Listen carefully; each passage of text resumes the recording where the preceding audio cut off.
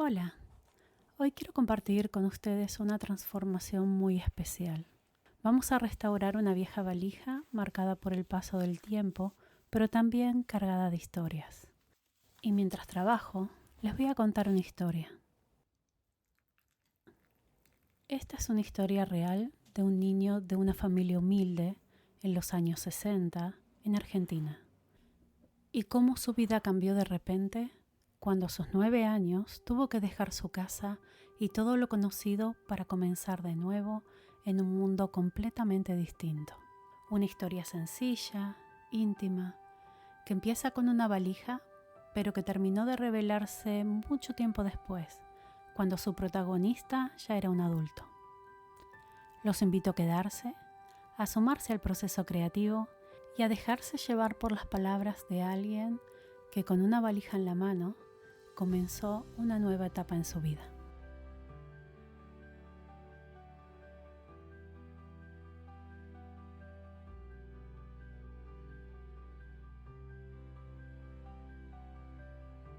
Era el 1 de noviembre de 1964. Es el día de Todos los Santos. Una mañana muy linda. Estoy subiendo a un árbol del bosquecito, a un tala, y siento que un hermano pregunta: «Hermano Bernardo, ¿qué se trajo? ¿Un chico o un mono?». Para mí todo era nuevo. Tan solo unas horas antes había tomado el colectivo de larga distancia, de Transportes Valle de Calamuchita, desde Cochabamba y Lima en la zona de Constitución. Me llevaba el hermano Bernardo, un religioso francés ya totalmente acerenciado al país. Un tiempo antes, el hermano Bernardo llegó a casa en busca de postulantes. Era un conocido de la familia y con mis hermanos lo vimos venir caminando y levantando tierra con su sotana. Salimos todos corriendo a su encuentro.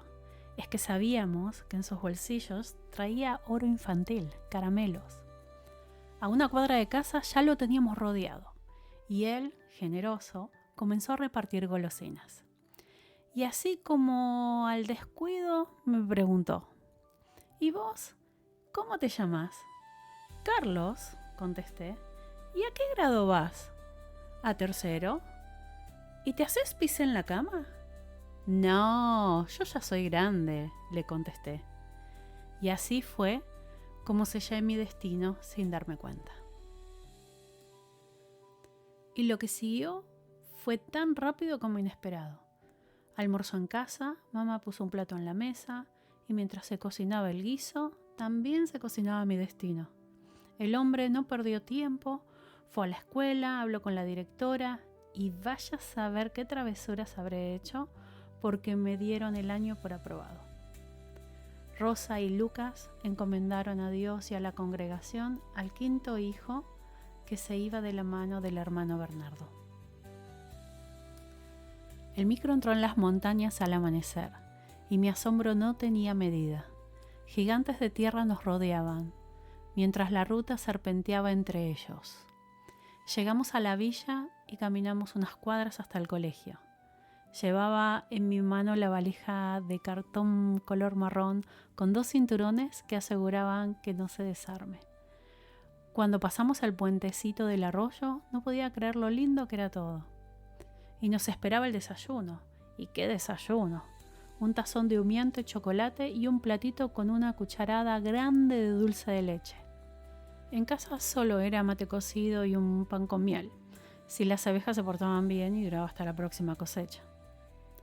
Luego ya me encontraba sobre un árbol mediano, un tala, mirando a los demás chicos que se acercaban a preguntarle cosas al nuevo. Mi siguiente recuerdo, al otro día, ya no fue tan lindo. Sentí que alguien me despertaba y vi que todos estaban levantados. Escuchaba las canillas abiertas en el baño y varios chicos hacían fila mientras un hermano les repartía dentrífico de un pomo grandote. Sentía que el destino me había jugado una mala pasada. ¿Qué hacía ahí? ¿Dónde estaba mi mamá? Me sentía desprotegido. Algo me oprimía el estómago y era una angustia gigante. Me lavé los dientes por primera vez en mi vida. En casa aún no era costumbre en esa época, era cosa de ricos. Me vestí y seguí a los demás chicos hasta la capilla.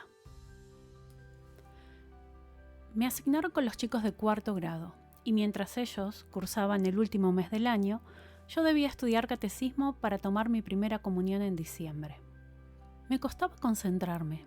Me resultaba aburrido memorizar mandamientos, pecados y virtudes. Así que pasaba horas mirando por los ventanales hacia la explanada, el bosquecito y la cancha, mientras mi estómago se quejaba de hambre. Cerca del mediodía, todos íbamos a la capilla a rezar el rosario. Me llamaba la atención un viejo armonio que despertaba mi curiosidad. Después de la capilla, todos íbamos al comedor, y todo allí me sorprendía. El orden, los espacios amplios, el reloj que marcaba cada hora con sus campanadas, las mesas largas y perfectamente alineadas. Nadie se sentaba hasta que los hermanos bendecían los alimentos. Entonces servían sopa, un guiso espeso y de postre maníes.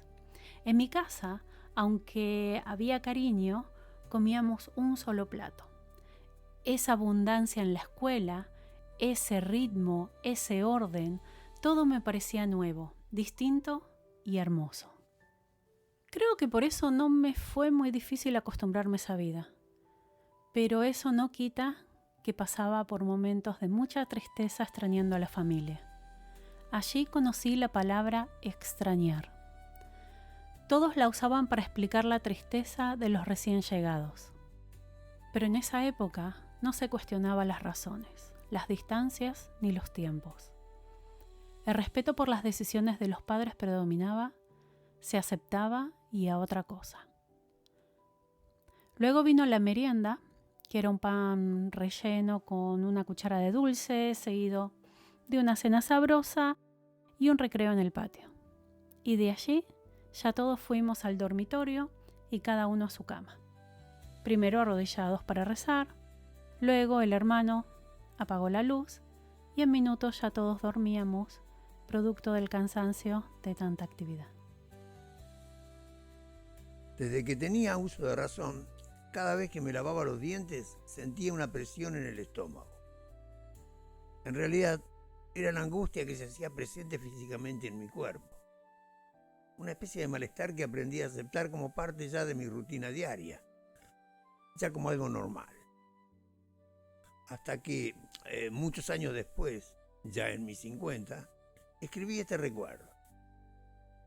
Y fue al revivir esta primera mañana en el colegio, cuando me cepillaba los dientes por primera vez en mi vida, que entendí.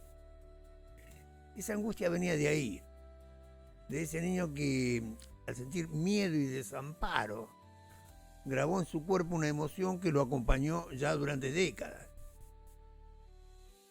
Y al conectar con ese momento, al entenderlo, algo dentro de mí sanó.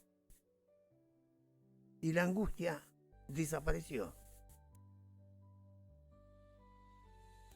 Cuando leí este recuerdo, me quedé en silencio un buen rato. Pensé en cómo algo tan simple como cepillarse los dientes puede quedarse grabado en el cuerpo durante años. Pensé en las veces que también yo sentí un nudo, un peso, sin saber de dónde venía. Y entendí algo. A veces, el cuerpo nos cuenta cosas que ni siquiera recordamos con palabras.